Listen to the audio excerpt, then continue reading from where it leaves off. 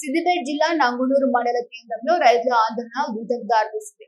వడ్ల కొనుగోలు కేంద్రంలో ధాన్యం కొనుగోలు చేయడం లేదంటూ రైతులు ఆవేదన వ్యక్తం చేశారు. రాజకీయ పార్టీలు పరస్పరం విమర్శలు చేసుకున్నప్పటికీ రైతుల సమస్యలను మాత్రం పట్టించుకోవడం లేదని మండిపడ్డారు.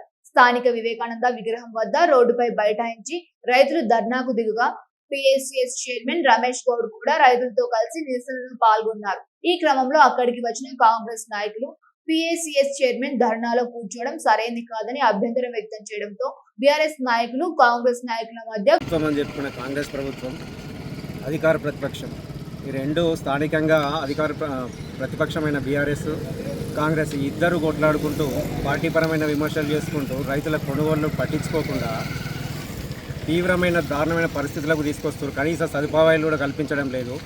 ఒక పక్క సుతిలు ఇవ్వడం లేదు, లేదంటే నీళ్ల సదుపాయం లేదు. మరో పక్క కటింగ్లు అని చెప్పి మిల్లర్ల పేరు చెప్పి కాంటాలు ఆపేస్తున్నారు. ఆ పేరు మీద తాలు, ఆ పేరు మీద 2 కిలోలు 4 కిలోలు 5 కిలోల పేరు మీద చెప్పిన మామూలు రైతుల దగ్గర అవి కటింగ్ చేస్తున్నారు. మామూలుగా మిల్లర్ల నుండి అష్యూరెన్స్ తీసుకొని నడిపించాల్సిన బాధ్యత ఈ అధికారులది, ఈ స్థానిక అధికారులది, అధికార ప్రతిపక్షాలు ఇద్దరిది. వీళ్ళిద్దరూ నిద్ర వదిలి రైతుల పరంగా మేమేదో చేస్తున్నామన్నట్టు కొట్లాడడం కాకుండా సమస్య పరిష్కారం చేసే దిశగా వీళ్ళు అడుగులు వేయాలని చెప్పి కోరుకుంటున్నాము. రైతుల ఐక్యత. గత వారం నుండి కొనుగోలు కేంద్రాలలో పిఎస్సిఎస్ కొనుగోలు కేంద్రాలలో నంగనూరు మండల కేంద్రంలో ఒక బస్తాకు 2 కిలోలు అదనంగా కట్ చేస్తామని చెప్పి ఈరోజు కొనుగోలు ఆపివేయడం జరిగింది. దీనికి నిరసనగా రైతులమంతా మండల కేంద్రం వద్ద ధర్నా చేయడం జరిగింది. బేషరతుగా అధికారులు వచ్చి కాంటాలు యథావిధిగా నడిపించి ఎట్లయితే ఇన్ని రోజుల సంది ఎట్లా కాంటాలు పెట్టినామో అదే విధంగా నడిపేయాలని చెప్పినాం. ఒక్కొక్క ట్రాక్టర్కు 5 బస్తాలు 10 బస్తాలు కట్ చేయడం జరుగుతుంది.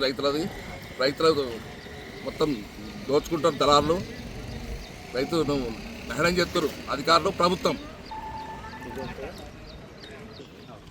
పిఎస్సిఎస్ ఆధ్వర్యంలో నడుస్తుంది రామ్లాబండ కాడ. ఈ గత 20-25 రోజుల నుండి కొనుగోలు కేంద్రం ప్రారంభమైంది. ఇంతవరకు 60% కూడా కొనుగోలు మొత్తం పూర్తి కాలేదు. రైతులది ప్రతి ట్రాక్టర్కు 5 బస్తాలు 4 బస్తాలు కడిగేసి రైతులను నడివిరుస్తున్నారు. మేము ఇప్పుడు ధర్నకొక్కున్న ముఖ్య ఉద్దేశం ఏంటంటే మిల్లర్ల పేరు చెప్పి కాంటలు ఆపడం జరిగింది. మిల్లర్లకు సరైన ఔషధాలు లేవు, కనీసం నీళ్ళ సౌకర్యం లేదు. కొనుగోలు కేంద్రాలలో దారుణమైన పరిస్థితులు ఉన్నాయి.